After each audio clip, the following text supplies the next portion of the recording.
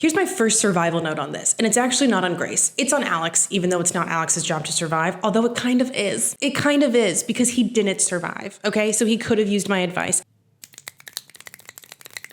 Hi, welcome to Gracie Talks. My name is Gracie. We're doing pacts with the devil today. I mean, we're not doing them, we're looking at them. Don't do them. We're doing horror this time, specifically focusing on the movie Ready or Not. Fantastic movie. Originally, my idea for this was I was going to look at Ready or Not and The Invitation, the 2022 film, and do sort of a final girl breakdown survival guide on each of those movies and then say which one would you rather go into. But it's just definitely too much to try to do both of them. So we're just gonna look at Ready or Not, the technicalities of how does a pact with the devil work in this film. Let's get into it. If you're new here, thank you for being here. I'm building my channel right now, so like, comment, and subscribe, okay?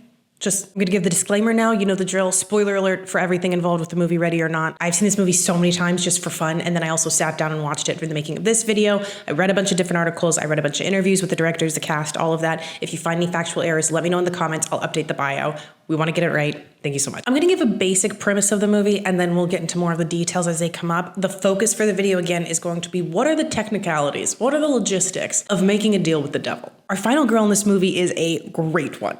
All final girls are great girls, but I love Grace's character so much. This movie follows Grace, who is an orphan. She's marrying a man named Alex Ladomas. They have been dating for a year and a half. Things are going great. They're in love. She was putting a little bit of pressure on him to go ahead and get married because she wants to join his family. She really wants what she calls a real permanent family, and she's been kind of anxious to get this show on the road. So he proposes, and he takes her home to his family where they will be married. The movie starts on their wedding day, even though he is estranged from his family. He's been estranged from them for a couple of years. She's not really sure what the issue is, just that they don't really get along. He doesn't think that they're good people, but he's going back to them in order to give Grace the wedding that he feels she deserves. The whole family's kind of quirky. You can't really tell if it's because they're looking down at her because she comes from such a different background and they're judging her based on that, or if it's just because they're so wealthy that they're kind of weirdos, you know? They get married, and then at midnight, Grace is told that she has to play a game. The Ladomas family owns this gaming dominion, is what they call it. I don't know what a dominion is. I don't know. They sell board games and stuff, and they're super wealthy from it. So they have this board game empire, and they have this rule that whenever somebody new joins the family, you play a game at midnight. That's all the information that Grace has. She's thinking like, cool, I'm gonna go play a game with my in-laws, whatever. She goes to play a game. Alex's mom says something like, thank you so much for bringing Alex back to us. There's a bunch of other information that sort of is key towards what ends up happening. I don't have time to go through it all. Basically, they sit down to play this game. Tony Ladomas, I'm about to go through the whole family in a second. Tony Ladomas is Alex's father, and Tony's ancestor, so I mean Alex's ancestor as well, Victor Ladomas, made a deal with this man named Mr. LaBelle. And part of that deal says that whenever somebody new joins the family, Mr. LaBelle gives them a game to play. Mr. LaBelle was a collector of items, and he had a box that nobody could open. So Mr. LaBelle told Victor Ladomas that if he could open the box, he would strike a deal with him in exchange for whatever he wanted. Tony has the box, he puts a playing card in it, and he says that whenever somebody gets married and they enter into the family, you put a playing card in the box and Mr. LaBelle will tell you what game he wants you to play. I know this is nonsense. I promise I'll explain it in just a second. I'm just giving you the premise for it. Grace pulls the card hide and seek. She thinks that they're about to play a fun, innocent game of hide and seek. The rest of the family, however, knows that the hide and seek card is the one card that if you pull it, the family has to kill you before sunrise. However bad you think your wedding night was is gonna make it look a lot better. Grace goes off to play this game thinking that it's super innocent and then realizes what's happening. Alex fills her in a little bit. So here's the actual history. Victor Ladomas did end up solving the puzzle that Mr. LaBelle had given him, which was opening the box. And then because he was able to do that to play Mr. LaBelle's game, he ends up striking this deal with Mr. LaBelle. Mr. LaBelle is the devil. Victor ends up making a deal with the devil, as is oft to happen. He had a small gaming company and it blows up because of this. He gets all of this wealth, and then in return, he has to make sacrifices to the devil. As one does. Why? Doesn't matter. He agrees to it. It's mostly goat sacrifices that the family is doing, although occasionally Mr. LaBelle, the devil, requires a human sacrifice, and he will tell you when that is by picking them for the game of hide and seek. The terms of this deal, I don't know fully, but the eradication clause is mentioned, which means that if they are unable to make the human sacrifice to Mr. LaBelle, which is killing whoever pulls the hide and seek card before sunrise, they all die. Everybody in the Ladomas family will die if they do not kill the recipient of the hide and seek card before sunrise, who at that point would also be a Ladomas technically because they just married into the family. Put that in the back of your head. They say that it's only people who join the family by marriage. I have questions about that later. We find out that there are other families that also owe their wealth to the devil, and the movie sort of implies that all of these ultra rich people actually have secret deals with the devil, and that's where their wealth comes from. So that's fun. The Ladomas family itself, that family has only had to play hide and seek one other time, and it was when Helene, Tony's sister, Helene Helene married Charles back in the 80s, and the night of their wedding, Charles pulled the hide and seek card. They all had to play the game. Daniel and Alex were there. Daniel is Alex's brother. I'll tell you the rest in a second. Daniel and Alex were there, saw the game being played, but they were really little. That's the only time that this family has had to play hide and seek, has had to give a human sacrifice to the devil. So it's super rare, but they do know from people in present day with things happening that these other families that also have deals with the devil, they have seen them die mysterious deaths if they don't play by the rules. So the rules that they know them is that you have to kill the initiate. The initiate would be the person who's joining the family via marriage. You have to kill the initiate before sunrise. You have to have the wedding at the house. You have to play the game at midnight. And then something that the Ladomises do, although we end up not knowing if it's necessary or not, is they play the game the way that it would have been played in Mr. LaBelle's time, meaning that they use really old weapons and they don't use the cameras in the house. They don't use any new technology. They do it the way that it was meant to be played. Although that seems like it's done more out of reverence, more so than it is done because those are the rules that they have to abide by. We find out that the other families that have deals, people that did not get married at the house, people that did not play the game, they all died in mysterious ways. They got burned alive in house fires, and this is sort of a recurring theme that you can see. So Alex basically ended up feeling like the only way that he could marry Grace is that you would have to have the wedding at the house and you do have to play the game, and he was just crossing his fingers that this card didn't get pulled. Dumb.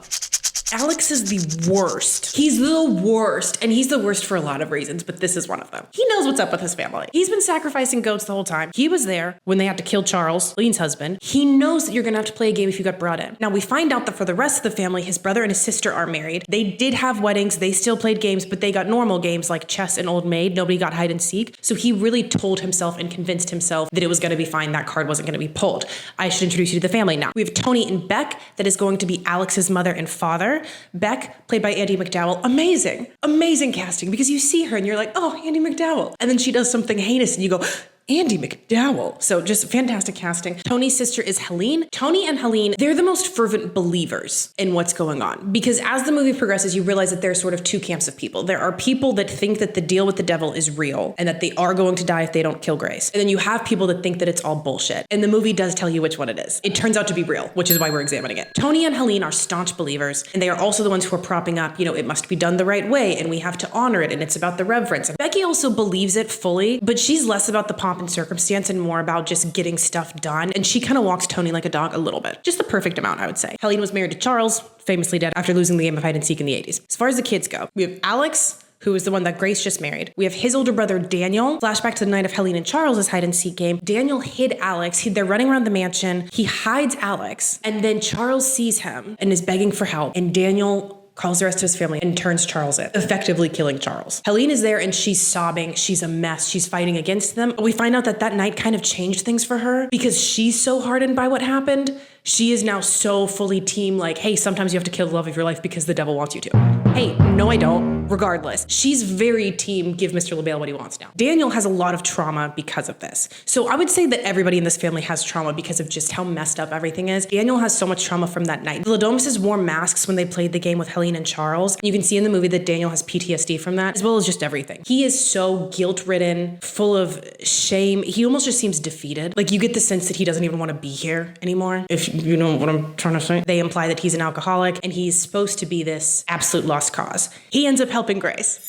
More on that in a second. Daniel is married to Charity. Charity, we don't get full details, but we find out that she had a really hard life. She had it super rough. And that Daniel told her what would happen if they got married and what the consequences were. And that she seemed ecstatic to sign her soul away in order to have wealth, power. So Daniel and Charity, their marriage is so dead. He calls her a gold-digging whore. She ends up shooting him in the movie. Again, more on that in a second. Then you have Emily, which is Alex's little sister. Emily is married to a man named Fitch. Emily is very much giving Alexis from Schitt's Creek if Alexis from Schitt's Creek was a devil worshiper who was really into drugs, because Emily is a devil worshiper who's really into drugs. Don't do drugs. For each of their marriages, Charity got chess and Fitch got Old Maid. Alex is sitting there thinking, Grace is telling me that she really needs to get married. She wants this so badly. I don't want to lose Grace. I have to propose. Let me just do it. We'll do it right so that we don't end up getting burned alive for not having the marriage at the house and doing everything right. We'll just do it this way. And that card's not going to get pulled. We're not going to have to do hide and seek. So now that we've gone over the family, Daniel believes that it's real. Charity, I think, believes that it's real. Alex is saying that he doesn't believe that it's real. He doesn't think that the family will die if they don't kill Grace. He just thinks that his family thinks that they do, so he's trying to protect Grace. So his first thing is when she pulls that card, he's like, I'm so sorry, my bad, I'm gonna get you out. Here's my first survival note on this, and it's actually not on Grace. It's on Alex, even though it's not Alex's job to survive, although it kind of is. It kind of is, because he didn't survive, okay? So he could have used my advice. He has access to billions of dollars, and he didn't prep for this? Not a single contingency? I think what we're supposed to believe is that he's so traumatized, he couldn't even think about the possibility of what if she pulls that card. He just goes, I have to propose to her because she's gonna leave me if I don't marry her. She's not gonna pull that card, that would be crazy. You have to consider the fact that she would pull the card, and your job was to build a contingency plan. Your family has so much money, you come back into the family, you act like you're not estranged from them anymore. You're gonna be rejoining them anyway because you're going to have this wedding for Grace, so just join them a little bit early, build a secret bunker underground that she can go hide in. But changes the clothes in there, wigs, hair dye, changes of shoot, whatever. Train attack dogs for like 6 months before you want to do it. Just get everything set up and ready so that all that happens is that she pulls this card, she goes to the bunker, she's good. And if your issue was, well, I can't tell her about it beforehand, you still could have not told her about it and then found her when the game started, like he does in the movie. He finds her right when it starts and then just like, I'll help you find a way out of here. Have the secret bunker and be like, hey, go to the secret bunker. That's how you do it. I'm gonna go ahead and tell you what happens and then we can talk about my questions for everything, but I think that this way is easier. What ends up happening is that Grace ultimately does survive. She survives the night until sunrise and all of the Ladomises die, including Alex, but Grace survives. Alex is helping her all along the way, and then at some point he falters a little bit, and I'm gonna try to not get distracted and then like go into everything that happens. He starts off not believing it, which is why he's also willing to help Grace, because if he believed that this was true, he would be really concerned for his life if Grace won. Would he not? All of the Ladomises are going to die if Grace survives. Helene had to be there to help kill Charles. His duty would be to help kill Grace, not just for his family, but also for himself. I think that he really doesn't believe it at the beginning of the movie, but then he's there all night and he ends up overhearing these conversations. He was the only one to see Mr. LaBelle in his chair, the ghost of Mr. LaBelle. Alex was the only one to see him. Helene believes that Alex is just like him and he's meant to lead the family, but he needs to realize who he is. And then on top of that, Alex walks out and sees when Grace is trying to escape. Alex sees Grace bludgeoning America's sweetheart Andie MacDowell to death in the head. It's his mom. Tough to come back from. Ultimately, it seems like what really made him join forces with the family again is that she's already had one escape attempt, and I know that I'm jumping around. She's already had one escape attempt. He finds her, sees her, his mother, and he looks at her and he says, you're never gonna be with me after this, are you? And then at that point, he overpowers her, puts her on that altar. It's time for the ritual. It's not just that they want to kill her, by the way. They're trying to keep her alive to do a ritual on her, and then they kill her on this altar before sunrise, which just like is making it more complicated. So in terms of what ends up happening, Alex was helping her all along, and then he switches, he falters, and he decides that he is going to go along with it. I don't think that he's doing that to save his own life. I think that he just decides to buy back into his family's bullshit and kind of realizes that Grace was supposed to be his ticket out of his family. He was supposed to not have his family, but he was gonna have Grace, and she was good and pure and all these wonderful things. He's lost her. What else does he have? He just lost his mom. He also lost his brother, touch on that. And he's just like, I gotta throw down with the Ladomises now. Whatever, he tries to sacrifice her, she still ends up living. Daniel, however, believes that the pact is real, believes that the whole family will die if he helps Grace, and yet he is ultimately the one to help her. My ship is Daniel and Grace, and I will not feel badly about it. Look them up on AO3, okay? Look them up on YouTube, see what I see when I watch the movie. Daniel does not help her from the beginning, he only helps her at the end. I'm looking at who believes what, by the way, sorry. This is gonna be like I'm jumping all the way around. Stick with me, okay? I promise there is a through line. Daniel believes that it's true the whole time, so one of the reasons that he can't help Grace is because even if he's willing to die and to let the rest of his family die that are engaging in this, he doesn't want to kill Alex. If Grace survives, Alex will die, and then also Emily and Fitch have 2 kids named Georgie and Gabe. Georgie and Gabe, innocent kids, and the love between Alex and Daniel is so strong. They both love each other so much. Daniel's almost choosing Alex over Grace by not helping her, also trying to save the kids. And then at one point, Grace goes to Georgie for help. She's in this goat shed, she's trying to run away. She runs into Georgie and she asks for help, and Georgie shoots her. Can I say that on you? Her. Daniel finds out about this, and up until this point, he had still been like, hey, even if I wanted to help her, the kids, think of the kids. But then he realizes that they're all evil. And the kids, are kids evil? I don't think kids can be evil because all they do is repeat whatever patterns have been showed to them. So I don't think it's their fault. But still, that was a chink in the armor for Daniel being like, I don't know that I'm on the right side of this. He never thought that he was on the right side of it, but he was still trying to protect the kids, and that happens. And I think that he sees Georgie and Gabe following in his and Alex's footsteps and just being forced to do evil things over and over and over again, because there's no way out of this life. If you don't do this, if you don't give Mr. LaBelle what he wants, you're dead. So in a way, helping Grace and everyone dying would still be saving them in a way. I think that he thinks that. But the main thing was that he wanted to save Alex. Alex was the good one. Alex was the one that got out. These are sort of lines that he says to Grace. And that was what was really touching to me, because Daniel hid Alex during the last game. Daniel tried to save Alex from having all of this on his soul. And because of that, Daniel ended up taking all of that on. And then Alex was the one who estranged himself from the family and had a chance at being happy and good. And Daniel wants that for Alex so badly. And it also kind of made Daniel a hero in a way to me. Whatever. It's their fault for casting Adam Brody in this role. Of course I'm going to be like, he's actually a charming hero if you think about it. So in terms of who believes what with the devil pact, here's my question. Alex seemed to not believe it the whole time. When he finally does throw in with the Ladomises, does he believe it at that point? I think that he's just doing it to be like, I guess this is what we got to do. So maybe at that point he does fully believe it and he does try it on, because then when she does survive until sunrise, they all explode. Alex is the last one to explode. He's talking to Grace and he says, look, you took everyone else just exploded, but I'm still here. It's you and me, we're in this. And then she takes the ring off, says, I want a divorce, throws it at him, and then he explodes. The theory that I saw online was that if Alex had helped Grace, then he would have been less of a Ladomus and more of a whatever this new family unit is with him and Grace. He would have been more on that side. So there was a way that if he had helped Grace, his family would have died, but he would have still survived because he wasn't a true Ladomus. He wasn't a real Ladomus at that point. He would have been estranged from them, and he played on Grace's team instead of on their team, because technically Grace is still a Ladomus at this moment as well. She married him the day before. They played this game all night, and now it's the morning. She's a Ladomus, and the Ladomuses are all supposed to die if they don't win the game. She's alive because she's playing against the Ladomuses. So even though she's technically a Ladomus, she played against the Ladomuses and she won, so she's alive. So if Alex had held the line with her, I believe that he would have survived, but he didn't. He was a true Ladomus through and through. He ends up not making it. In terms of Daniel believing that it's true the whole time, but then helping her. If you just watch the movie and you're not really paying attention, I think that you would be like, well, he keeps turning her on every time. Not really. He runs into her and he gives her a 10-second head start, knowing that she's gonna get away. And then he finds her in the woods and he only turns her in because he knows that his dad, Tony, is like right there. So he wants it to seem like he's helping subdue her. And then finally, the first time that they get her on the altar, Alex is not there. He is still being kept hidden away because he was helping her. Right before they are going to ritually sacrifice her, they all drink from this cup. Daniel has poisoned it with a little bit of hydrochloric acid. So right when they go to sacrifice her, they start coughing and they realize that something's very, very wrong. He and Grace have this moment. He pulls her off the altar. He's like, come here, come with me. You know, we need to run away now. We have this moment where he did decide to help her. Ultimately, he's saying, I'm gonna help you get out, even if it means that my family dies. But there's a line of dialogue where she says, did you kill them? And he says, no, I just gave them a little nip. I Googled it. They'll shit weird for a week, but they'll be fine. Which implies that he thinks that they're going to survive, even if they don't kill Grace. Also, when he's going to help Grace get out, he says, you stay here. I'm gonna go get Alex. I'm getting you guys both out of here.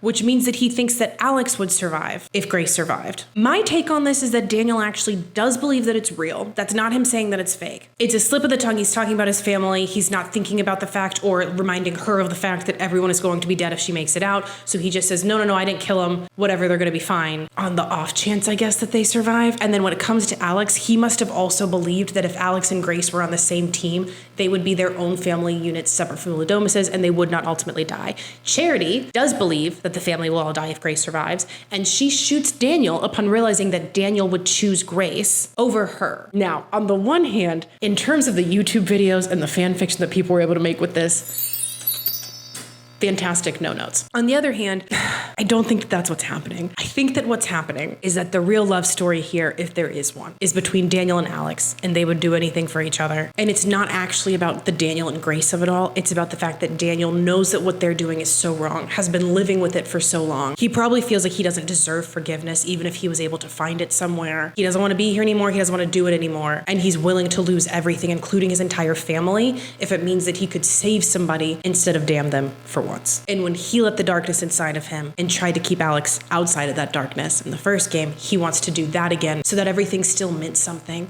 If he can get Alex and Grace out of there and safe, then in a way everything was worth it. I think that that's what's going on, and that's very beautiful and sweet. But in another more visceral way, it was probably just because like he and Grace were like lovers, right? Were they lovers? Worse. I know that it's not about Daniel and Grace romantically. It's fun to ship. Great fan fiction. Go read it. We have been hopping around all over the place. I understand that. That's pretty much everything that happens in terms of I need you to know this context. Now we're going to get to the questions. Where the story actually ends is that Grace is alive. Everyone else is dead. Charity shot Daniel. Grace killed Beck. Alex, Tony, Emily, Fitch, Charity, Georgie, and Gabe were exploded and the mansion burned down because they didn't give Mr. LaBelle, the devil, his sacrifice before sunrise. So let's break it down. Time to cook. One of the theories that I saw, I do not think this is true, is that the reason that Grace survived is because she took the ring off and said, I want a divorce, which means that she would no longer be a part of the Ladomas family at that point, and then that's why she was able to survive. I don't think that that's true. I think that that was a line that was just to hit a comedic beat, which I think they nailed. She would still legally be married to Alex. She won because even though she is part of the Ladomases, the game is Grace versus Ladomases, and she won. So she's not gonna be killed by that. I think that she would still be legally married, although it is worth noting, where's the marriage certificate? When you get married, there's a marriage certificate that gets filled out,